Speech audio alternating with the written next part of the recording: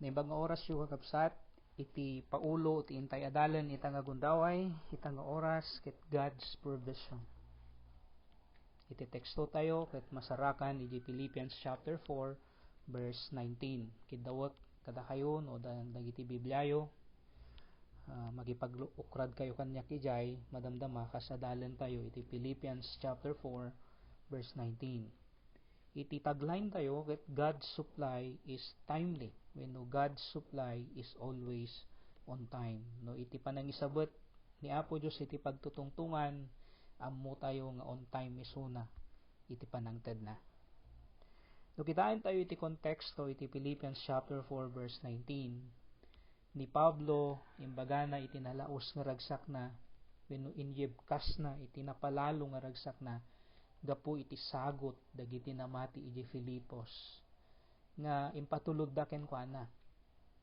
Daytoy saan nga gapu ta saan da nga kayat amang ted wenno tumulong idi ken kuana no diged gapu ta awan iti gundaway dala ang amang ted. Ngem kadagitoy nga regalo imbaga na metlaeng kadakwada nga napadasan na iti naawanan ken napadasan na iti addaan. Ngem iti likudan daytoy nasursurunan iti mapnek anyaman iti kasasaad na iti biag. Imbaganap ay akabailan na amin nga sarangten gapo ken ni Kristo Jesus amang mangted ken kuana iti pigsa. Daytoy ket masarakan to iti verse 13 iti kapitulo 4 iti Filipos. Naibagapay ni Apostol Pablo nga naawat na iti sagot nga impaited da ken ni Epaphroditus ket dagitoy nagbalin a nabanglo nga ayamuom ken makay-ayo a sakripisyo ken ni Apo Dios. Daytoy ket makita tayo iti verse 18. Kalpasan nang imbaga dagitoy, imbaga na kadakwada iti teksto nga intay adalen ita nga gundaway. Isu iti Filipos chapter 4 verse 19. Ako na ditoy, and my God will supply all your needs according to His riches in glory in Christ Jesus. Ada dagiti tallo a kinapudno nga maadal tay ditoy a bersikulo. Maipapan iti panangisabot ti Dios kadagiti kasapulan tayo. Kang runaan na ita kas sangwen tayo daytoy nga pandemic iso iti COVID-19. Dagitoy nga kinapudno ket mangted kuma iti pamapigsa iti tunggal maysa kada tayo kasagbiag tayo ditoy rabaw iti daga ken agtalinaed tayo iti babbalay tayo gapu iti ECQ wenno GCQ mapaspasama iti entero nga Luzon. Ni Pablo imbaga na kada tayo ditoy iti kapadasan na maipapan iti panagserbi na kini Apo Dios nanipod idi namati isuna kini Apo Jesucristo. Imbaga na nga napadasan na iti addaan ken naawanan. Ngem nasursuro na iti mapnek iti likudan daytoy nga kapadasan. Ket itangarod nga gundaway kitaen tayo dagiti tallo a kinapudno. Iti umuna nga kinapudno nga kayat ko ang makita tayo kada di sarita nga supplier. No kitain nyo di verse 19 nga dadalen tayo kunana and my God. Dito'y makita tayong imbaga ni Apostol Pablo dagiti sarita nga ti Diyos ko wenno iti English and my God. Makita tayo dito'y ni Apo Diyos kas supplier. Ibagbagana ni Apostol Pablo kadagiti namati iti Filipos nga ti Dios na isumatlaeng iti Dios da. Gapu iti dayta no kasano ang nagbalin nga supplier na iti Dios. Kas tamatlaeng kadakwada. Isumatlaeng iti agbalin nga supplier da. Kas tamet kada tayo kakabsat. Ti Dios matlaeng iti supplier tayo iti agdama nga mapadpadasan tayo wenno sangsangwen tayo. Nagmay tayo inusar ni Pablo ditoy nga pronoun. Very personal. Imbaga na my. Iladawan na daytoy iti ownership.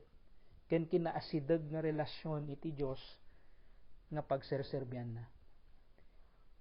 Ken ni Pablo Saan nga gangan na iti Diyos ken kuana. Muna iti Diyos, gapo iti kapadasan na ken kuana. Malagip ko ti imbagamot laeng ni Salmista David, iti Salmo 23, ako na ti Diyos iti pastor ko.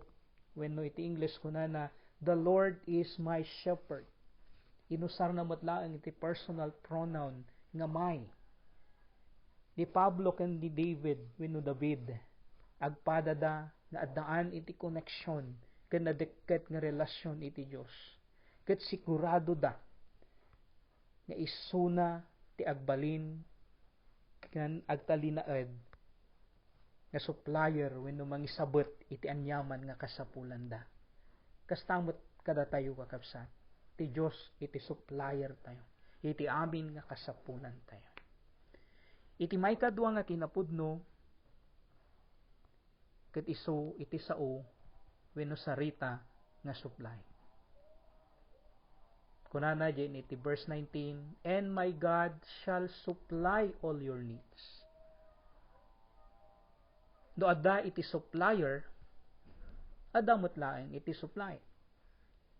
Kuna ni Pablo kadakwada, and my God shall supply all your needs. Anyaman dagiti kasapulan dagitoy nga namati iti Filipos, impasigurado ni Pablo nga isabet na daytoy. Wenno isabet ni Apo Dios daytoy. Now, don't get me wrong, kagabsat. Saan nakayat asawan nga mabalin wenno nipulos, mabalin saan tayon ton nga aglangan, wenno saan tayon ton nga mapadasan iti mabisinan. Saan nakayat nga sawen nga iti amin nga panawen mabalin adulat ta iti kwartam, wenno adulat ta iti kwarta tayo. Mabalin mapadasan tayong aglangan amangan. Gapu taawan nga talaga iti maisaang nga bagas iti uneg iti pagtaangan. Mabalin dumteng tayo iti tiyempo nga agkurang tayo iti kwarta. Gapu iti kinaado nga paggastuan tayo. Mabalin kasangwen tayo daytoy nga pandemic iti agdama. Basitan ti kwarta tayo wenno saan awanen iti kwarta tayo. Ngem saan nakayat asawen kakabsat. Nga ni Apo Dios nga supplier tayo ket agsardeng nga mangisabet iti kasapulan tayo. Tano kitaan tayo ni Apostol Pablo. Isuna iti iperpekto nga ehemplo and example no kasano nga nangisabot ni Apo Dios ken kuana. When napadasan na ti addaan, napadasan na itinaawanan. Ngum anya ti deklarana iti verse 13 iti adadalen tayo nga kapitulo kunana kabailak amin nga sarangken gapo ken ni Kristo amang mangted kanyak ti pigsa. When ni Pablo napadasan na tinaawanan ken nabisinan. Ngem ti Dios insabet na ti kangrunaan a kasapulan na iti dayta agundaway isu iti pigsa. So nga kayat ko nga agbalin nga nalawag daytoy iti tunggal maysa kada tayo. Rest assured isabet amin ti Dios a kasapulan tayo. Sigon iti oras, sigon iti tiyempo na, sigon iti timing na, sigon iti wagas na. Saan nga iti oras tayo, saan nga iti tiyempo tayo, saan nga iti timing tayo, wenno saan nga iti wagas tayo. Ada iti duwa na kinapudnon nga naadal tayo, di umuna isu iti sarita nga supplier. Ti Dios iti supplier tayo. May kadwa, supply. No, ada iti supplier, adamot iti supply. Kitain tayo nga rod iti maudi. Isu iti sarita wenno sao nga recipient.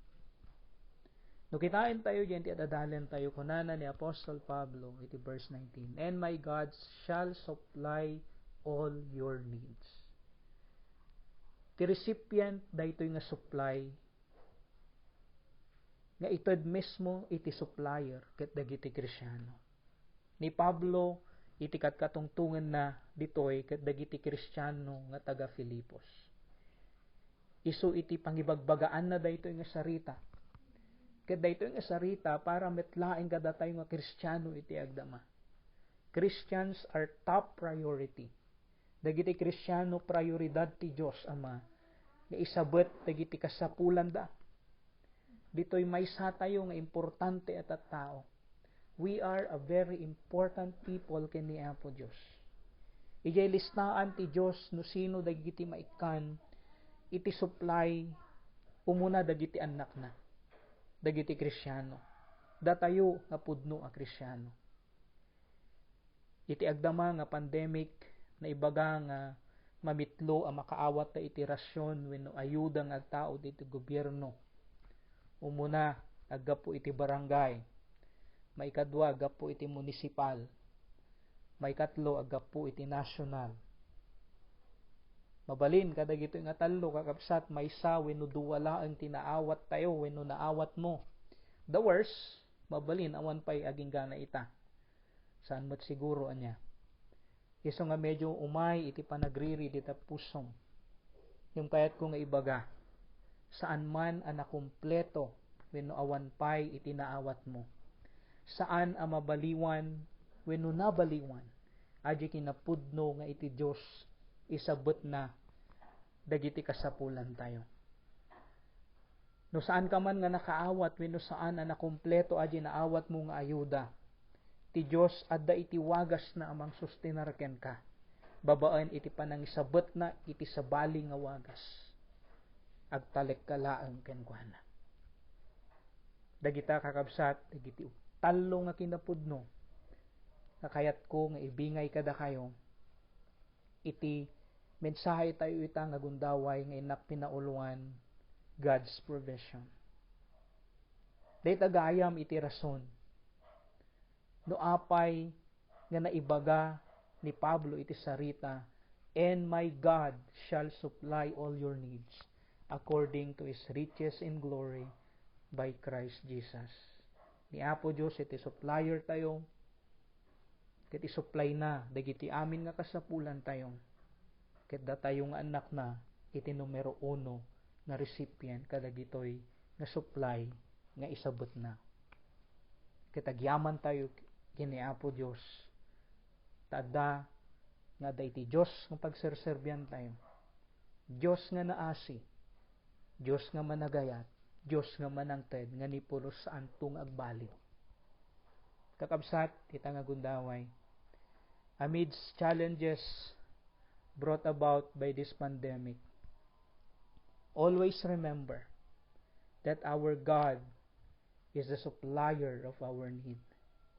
Whether spiritual, whether emotional, whether physical, in everything we need in life. Iti rason, because we are all special and very important people in His sight. Siyempre apay, anak na tayo Kakabsat, iti maminsan, kablaawan kayo, iti naimbag nga oras, katagyaman nak iti panagdangagyo. Stay safe everyone. Let us pray. Apo Diyos, agyaman kami ken ka, tangukundaway. Iti mensahe nga kam na adal manipod iti sasaw. May papanapo iti panangisabot mo. Agyaman kami iti sika iti supplier mi. Sika nga Diyos nga namarswa iti langit ken iti daga, dagiti amin nga linaon na, dagiti makita ken saan nga makita. Sika iti Diyos nga nabaknang, nga supplier, Apo Diyos, dagiti amin nga kasapulan mi. Ket sika iti mangisupsupply o Apo. Iti wagas mo, iti oras mo, iti timing mo. Saan nga iti oras mi, saan nga iti timing mi. Kadagyaman kami, Apo Diyos, santong itaan mi, si kami ket very important. Nagpatag kami ken ka. Importante kami ken ka, Apo Diyos, tayo gentilistaam, adda, Apo, nga si kami iti umununa. Si kami iti prioridad, o Apo Diyos, nga anak mo. Apo, anyan nga nagmayat nga panunutin. Kadagyaman kami, iti dayta nga ginapod mo. Kit kasangwan mi, Apo Diyos, kasagtalinaad kami iti babalay mi, aging nga malpas, Apo, daytoy, parikot mo, parikot mi, Apo Diyos, iti salunat. So daytoy, Apo, makunkuna nga coronavirus.